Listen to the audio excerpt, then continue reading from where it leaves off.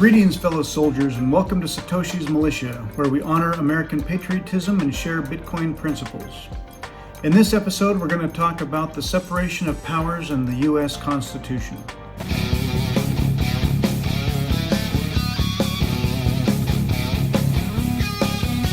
The Founding Fathers of the United States were deeply influenced by ideas coming from the Age of Enlightenment, also known as the Age of Reason. The Enlightenment sprang forth in the 17th and 18th centuries in Western Europe and centered on values of human happiness, pursuit of knowledge, and the evidence of the senses and ideals such as natural law, liberty, progress, toleration, fraternity, constitutional government, and separation of church and state. The concept of the separation of powers, which divides governmental authority into three branches, legislative, executive, and judicial, has its roots in the political philosophy of Enlightenment philosophers such as English physician John Locke and French judge Charles Louis de Secondat, better known as Montesquieu. From this perspective, America's founding fathers incorporated the principle of the separation of powers into the design of the United States Constitution.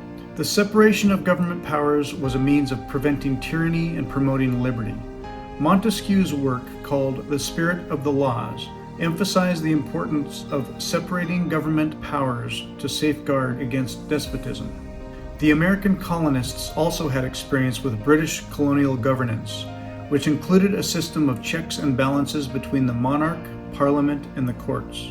During the Constitutional Convention of 1787, delegates engaged in extensive debates and negotiation over the structure of the new federal government. Influential figures such as James Madison, often referred to as the father of the Constitution, argued for the separation of powers as a fundamental principle of the new government. Critics of the proposed Constitution, known as the Anti-Federalists, also contributed to the debate over the separation of powers. They expressed concerns about the potential for centralized government to abuse power and advocated for safeguards to protect individual liberties. At this Constitutional Convention, Founding Fathers recognized the need to balance competing interests and concerns among the states. The resulting compromise led to the creation of a system in which the legislative, executive, and judicial branches were granted distinct powers and responsibilities. These three separate branches of government were crafted into the U.S. Constitution, attempting to ensure that no single branch entity could accumulate too much power, promoting a system of checks and balances.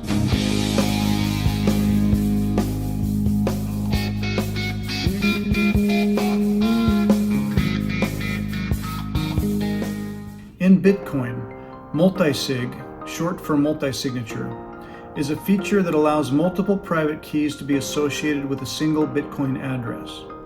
These keys can belong to different individuals or entities, and a predetermined number of signatures out of a total number are required to authorize a transaction. For example, a 2 out of 3 multisig requires 2 out of 3 private keys to sign off to complete a transaction. Bitcoin Improvement Proposal 11 introduced multisig functionality to the Bitcoin protocol. BIP 11, titled M of N Standard Transactions, was proposed by Bitcoin core developer Gavin Andreessen in July 2011.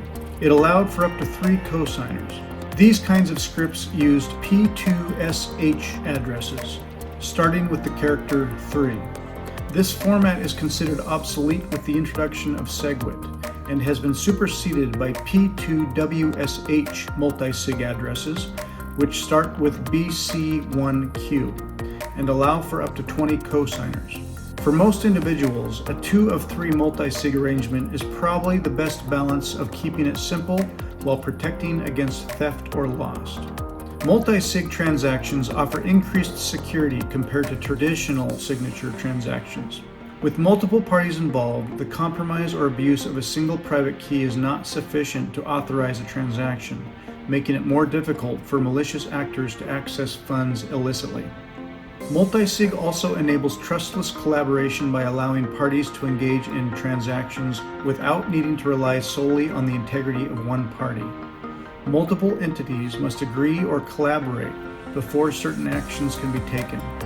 In multisig transactions, this prevents unauthorized access to funds, the concentration of power, and potential abuses or tyranny from a centralized coin custodian. This is useful in scenarios involving escrow services, joint accounts, or decentralized organizations. Multisig transactions establish checks and balances to prevent any single entity from exercising unchecked authority. They facilitate trustless collaboration in financial transactions and support democratic accountability, and ultimately can protect and expand individual liberties. Thanks for joining us today, and I look forward to seeing you in our next episode.